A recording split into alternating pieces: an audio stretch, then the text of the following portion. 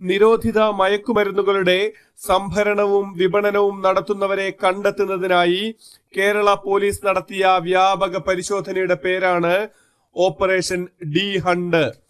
Antibiotic മരുന്നുകളുടെ ദുരുപയോഗം തടയുന്നതിനായി സംസ്ഥാനത്തെ ഡ്രഗ്സ് കൺട്രോൾ വിഭാഗം നടത്തിയ പരിശോധനയാണ് ഓപ്പറേഷൻ അമൃത്. സംസ്ഥാനത്തെ മൃഗാശുപത്രികളിൽ വിജിലൻസ് നടത്തിയ മിന്നൽ പരിശോധനയാണ് ഓപ്പറേഷൻ വൈറ്റ് സ്കാൻ. സംസ്ഥാനത്തെ ആക്രി വ്യാപാര കേന്ദ്രങ്ങളിലെ നികുതി വെട്ടിപ്പ് കണ്ടെത്താൻ GST വകുപ്പ് നടത്തിയ പരിശോധനയാണ് ഓപ്പറേഷൻ പാം ട്രീ. ഉത്തരാഖണ്ഡിൽ തുരങ്കത്തിലകപ്പെട്ട തൊഴിലാളികളെ രക്ഷിക്കാനായി നടത്തിയ രക്ഷാദൌത്യത്തിന്റെ പേരാണ് ഓപ്പറേഷൻ സുരംഗ്. ആഭ്യന്തര കലാപം രൂക്ഷമായ ഹെയ്ത്തിയിൽ നിന്ന് ഇന്ത്യക്കാരെ ഒഴിപ്പിക്കുന്നതിനുള്ള പദ്ധതിയാണ് ഓപ്പറേഷൻ ഇന്ദ്രാവതി.